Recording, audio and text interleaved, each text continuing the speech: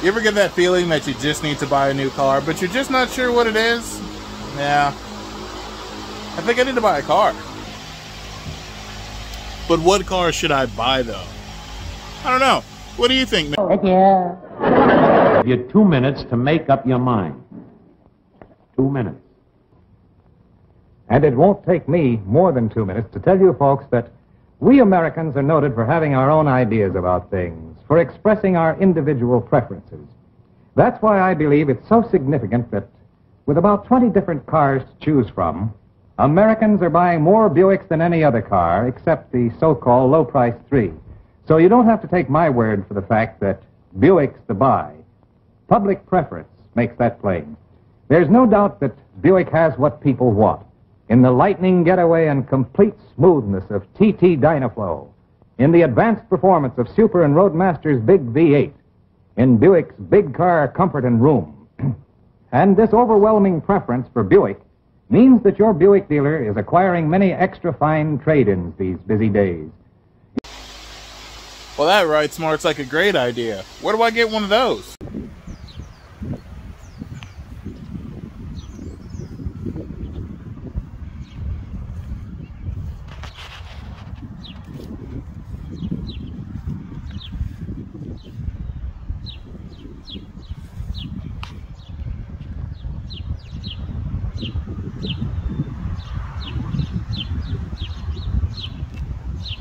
You ever driving down the road and you see an old shit box in someone's yard and think, man, that looks really lonely.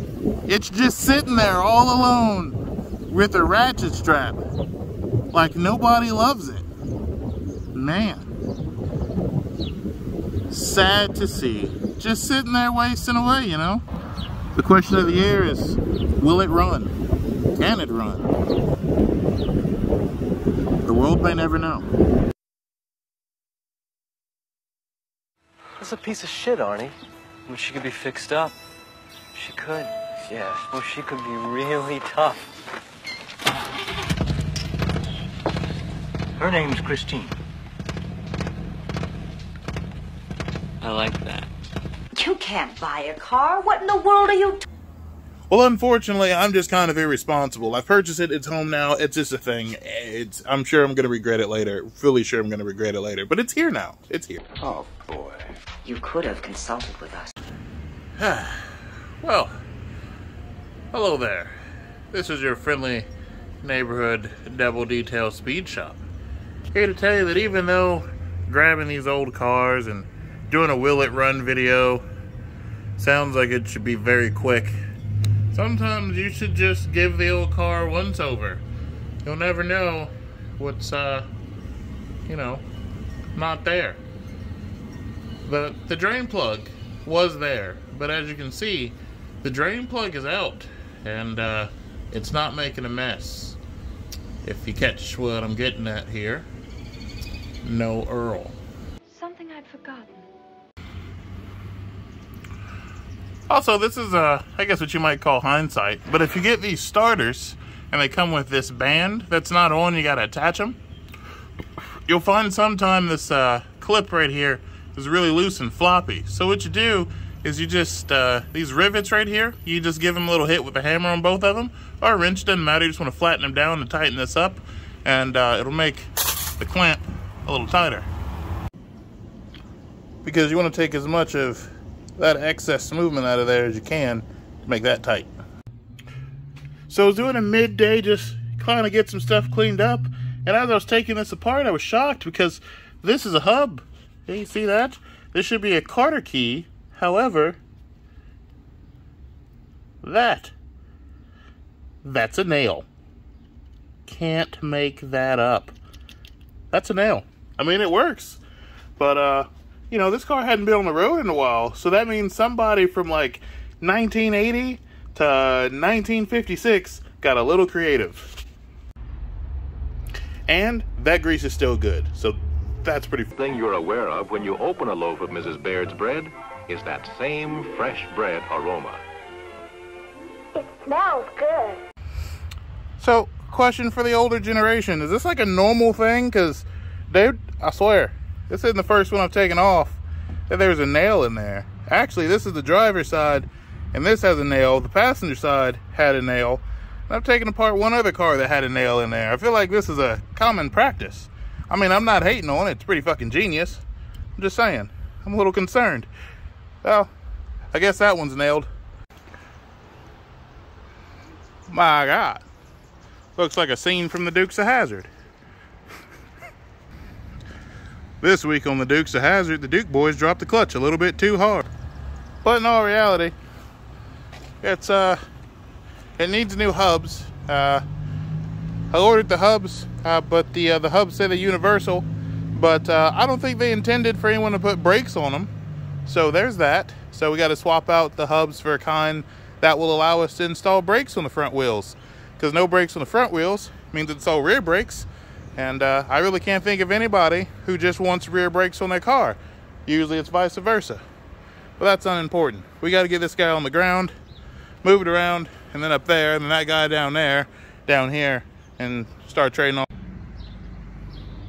Well, it might be a bit low, but you only live once, right? Lower it. I like it. I might have went too low, but yeah, I regret nothing.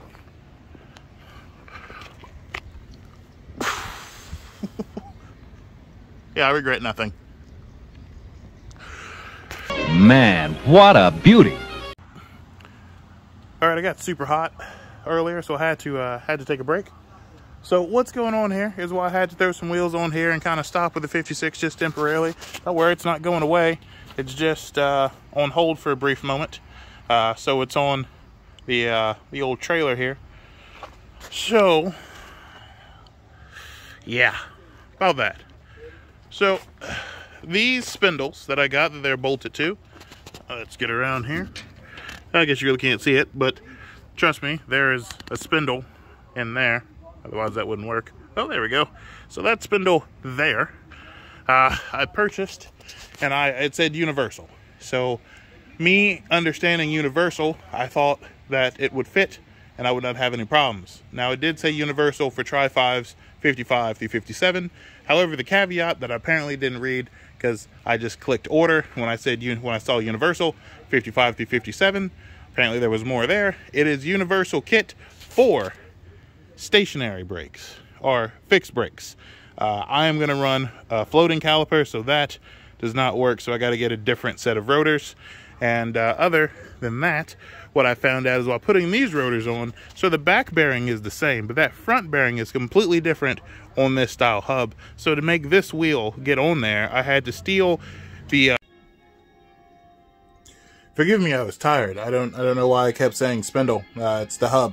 I mean, yes, part of that sentence was true and correct, but the hub is the problem. The actual hub, the way everything is set up, the bracketry is set up, is I'm missing the mounts where you could mount the conversion to run floating calipers. They're great for stationary or fixed brakes, but I won't be running those. And I don't know why my eye is doing that. Sorry. Back to the video. I don't know if I can see in here. We're going to try to... There we go. So I had to take the old hub and steal the bearings out of it to put in there. And yes, I even used the nail. And then we're back to the Buick, which we will address tomorrow, and that's a separate video. But it's been a long day. As you can see, it's dark. I am tired. It is hot. It got to 92. 92 is too hot for me. Okay, we're done here. Presented by your Buick dealer. How I love to drive my Buick with my love sitting by my side. Pretty girl.